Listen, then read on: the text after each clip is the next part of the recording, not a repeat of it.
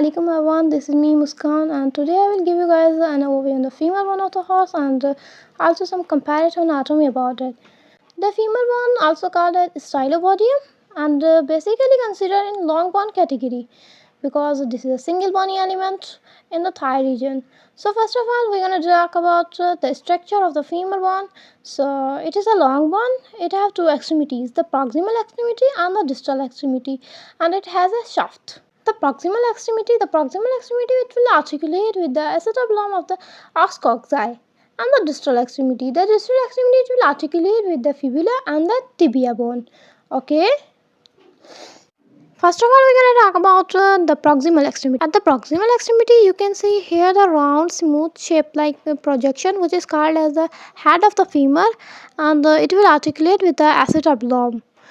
And at the head, you can see a small depression, which is called as the fovea capitis. Head is always lie on the medial surface.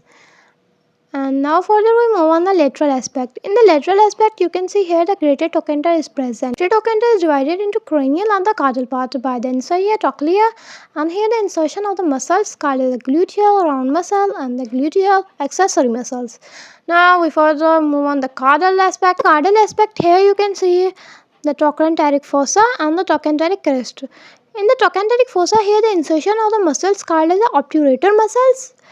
Okay, so that was all about the proximal. Now we further move on the shaft. In the shaft, here you can see a greater projection of the lateral aspect, which is called as a third trochanter, and here also the insertion of the muscles called as superficial gluteal muscle. In the medial, you can see here a small projection which is called as the lesser trochanter, and here the insertion of the muscles called as the major psoas muscle, iliac psoas muscle. The biceptal tuberosity, here also the insertion of the muscles called as the biceptal femoris muscles. Now we further move on the distal extremity. At the distal extremity, here you can see in the cranial aspect, two trochleas are present. Okay. The medial and lateral trochlea.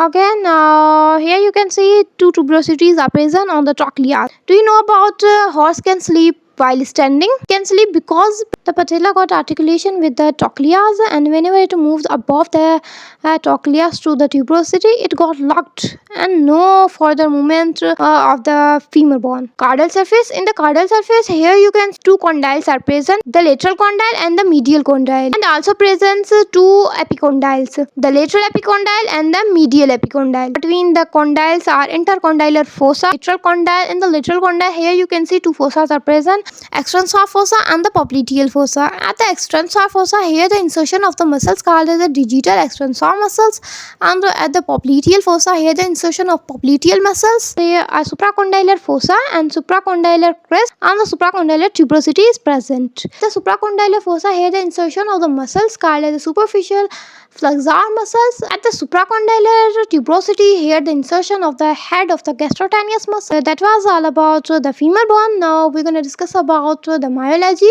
of the femur. At the greater trochanter, here the insertion of the muscles called as the gluteal round muscle and the gluteal accessory muscle.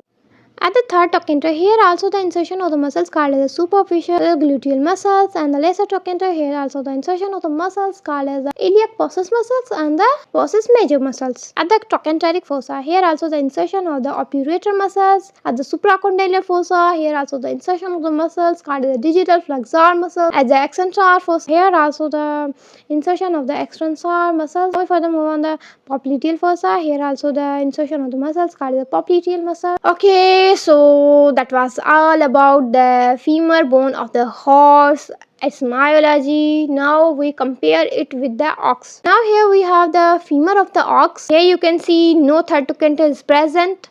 The third trochanter is just in horse. The greater trochanter, it is not divided, it is undividable. The lesser trochanter, it is not in the medial aspect, it is on the caudal aspect. See the supracondylar fossa, it is not deep as horse.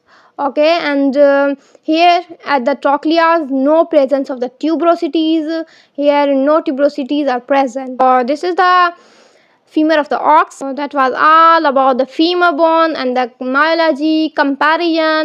Thanks for the watching. Allah Hafiz.